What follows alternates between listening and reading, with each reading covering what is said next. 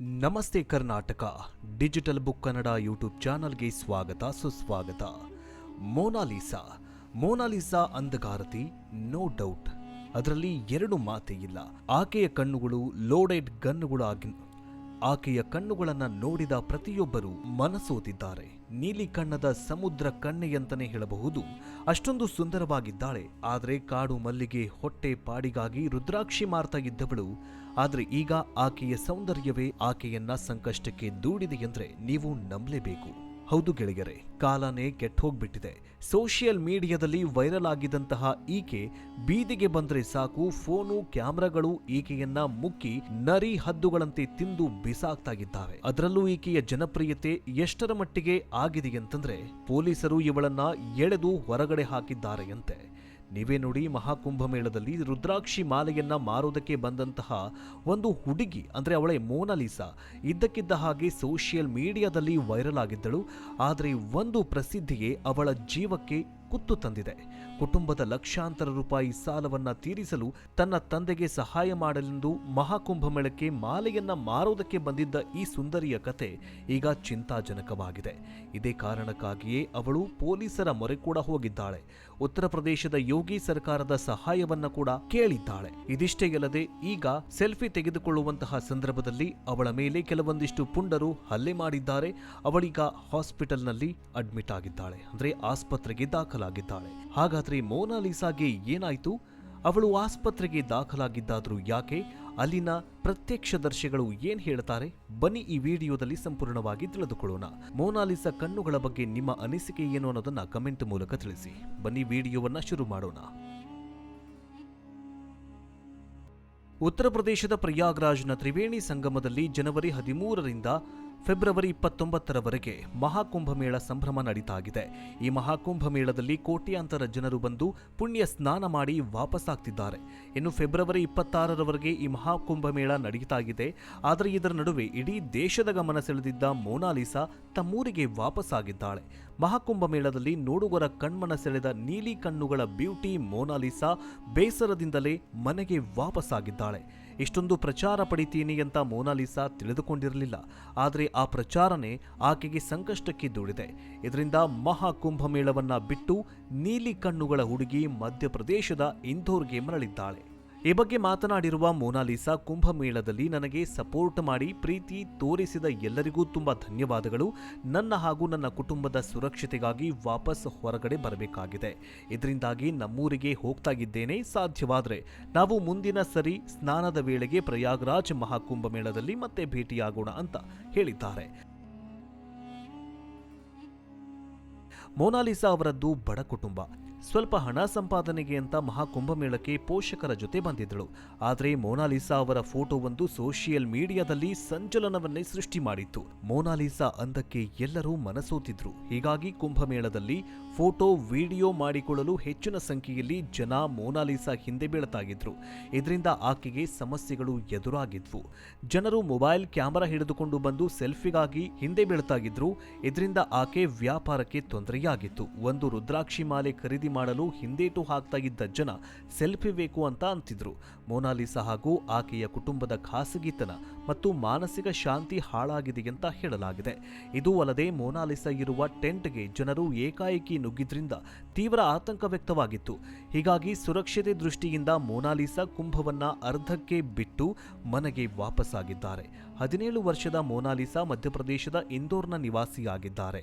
ವ್ಯಾಪಾರ ಮಾಡಬೇಕು ಅಂತ ಪ್ರಯಾಗ್ರಾಜ್ಗೆ ಬಂದ್ರೆ ಜನ ಕೊಟ್ಟ ಕಿರುಕುಳದಿಂದಾಗಿ ಮೋನಾಲಿಸಾ ಕುಂಭಮೇಳಕ್ಕೆ ಗುಡ್ ಬೈ ಹೇಳಿದ್ದಾರೆ.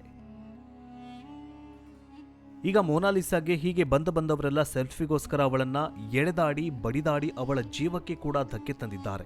ಅಷ್ಟೇ ಅಲ್ಲ, ಎಷ್ಟೋ ಜನ ಕುಂಭಮೇಳಕ್ಕೆ ತ್ರಿವೇಣಿ ಸಂಗಮ ಸ್ನಾನ ಮಾಡುವ ಬದಲು ಈ ಹುಡುಗಿಯನ್ನೇ ಹುಡುಕೊಂಡು ಬರ್ತಿದ್ದಾರೆ. ಅಂದ್ರೆ ನಗುವಂತಹ ಪರಿಸ್ಥಿತಿ ಉಂಟಾಗಿದೆ. ನಿಜಕ್ಕೂ ಕುಂಭಮೇಳ ನಡೀತಾ ಇರುವುದು ಯಾತಕ್ಕಾಗಿ ಅನ್ನೋದೇ ಜನ ಮರೆತು ಬಿಟ್ಟಿದ್ದಾರೆ. ಪವಿತ್ರ ಸ್ನಾನಕ್ಕೆ ಬರುವಂತಹ ಜನ ಎಲ್ಲವನ್ನಾ ಬಿಟ್ಟು ಈ ಹುಡುಗಿ ಹಿಂದೆ ಬೆನ್ನತ್ತಿದ್ದಾರೆ.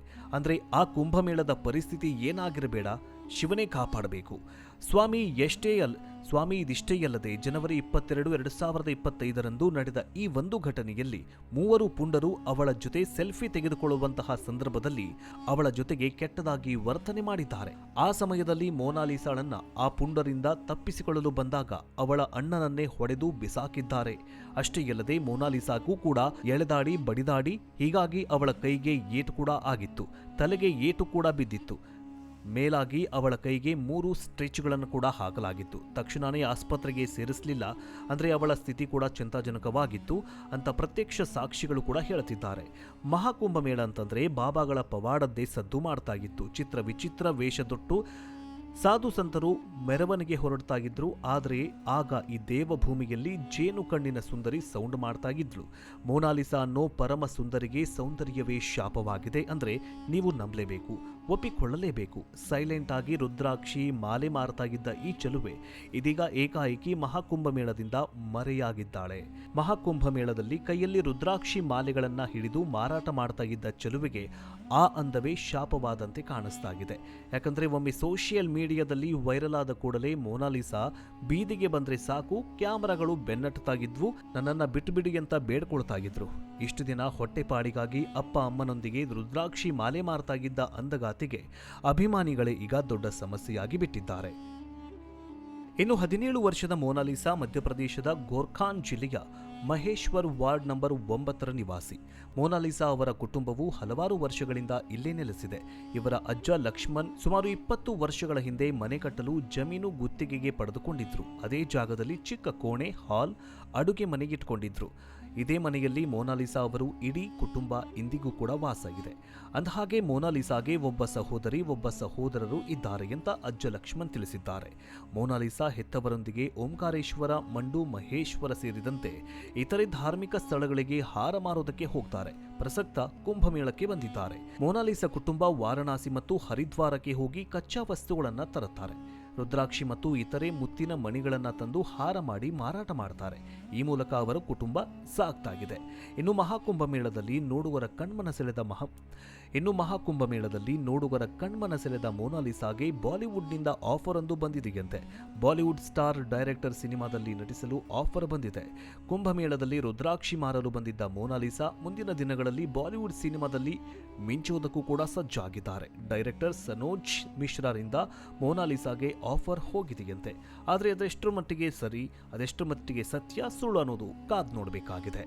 ಇನ್ನು ದಿನಕ್ಕೆ ರುದ್ರಾಕ್ಷಿ ಮಾಲೆ 500ರಿಂದ 1000 ರೂಪಾಯಿ ದುಡಿತಾ ಇದ್ದ ಮಗಳು ಇದೀಗ ಬೀದಿಗೆ ಬರೋದಕ್ಕೂ ಸಾಧ್ಯವಾಗ್ತಾ ಇಲ್ಲ. ಹೀಗೆ ಮೋನಾಲಿಸಾಗೆ ತನ್ನ ಅಂದವೇ ಈಗ ಹಾಸ್ಪಿಟಲ್ಗೆ ಸೇರಿಸುವಂತೆ ಮಾಡಿದೆ. ಮೋನಾಲಿಸಾ ಅಂದದ ಬಗ್ಗೆ ನಿಮ್ಮ ಅನಿಸಿಕೆ ಏನು? ಜೊತೆಗೆ ಮಹಾಕುಂಭಮೇಳದ ಬಗ್ಗೆ ನಿಮ್ಮ ಅನಿಸಿಕೆ ಏನು? ಶಿವನ ಭಕ್ತರಾಗಿದ್ರೆ ಓಂ ನಮಃ ಶಿವಾಯ ಅಂತ ಕಮೆಂಟ್ ಮಾಡಿ. ಮುಂದಿನ ವಿಡಿಯೋದಲ್ಲಿ ಮತ್ತೆ ಸಿಗೋಣ. ಜೈ ಹಿಂದ್, ಜೈ ಕರ್ನಾಟಕ. ಇನ್ನು ದಿನಕ್ಕೆ ರುದ್ರಾಕ್ಷಿ ಮಾಲೆ 500ರಿಂದ 1000 ರೂಪಾಯಿ ದುಡಿತಾ ಇದ್ದ ಮಗಳು ಇದೀಗ ಬೀದಿಗೆ ಬರೋದಕ್ಕೂ ಸಾಧ್ಯವಾಗ್ತಾ ಇಲ್ಲ. ಹೀಗೆ ಮೋನಾಲಿಸಾಗೆ ತನ್ನ ಅಂದವೇ ಈಗ ಹಾಸ್ಪಿಟಲ್ಗೆ ಸೇರಿಸುವಂತೆ ಮಾಡಿದೆ. ಮೋನಾಲಿಸಾ ಅಂದದ ಬಗ್ಗೆ ನಿಮ್ಮ ಅನಿಸಿಕೆ ಏನು? ಜೊತೆಗೆ ಮಹಾಕುಂಭಮೇಳದ ಬಗ್ಗೆ ನಿಮ್ಮ ಅನಿಸಿಕೆ ಏನು? ಶಿವನ ಭಕ್ತರಾಗಿದ್ರೆ ಓಂ ನಮಃ ಶಿವಾಯ ಅಂತ ಕಮೆಂಟ್ ಮಾಡಿ. ಮುಂದಿನ ವಿಡಿಯೋದಲ್ಲಿ ಮತ್ತೆ ಸಿಗೋಣ. ಜೈ ಹಿಂದ್, ಜೈ ಕರ್ನಾಟಕ.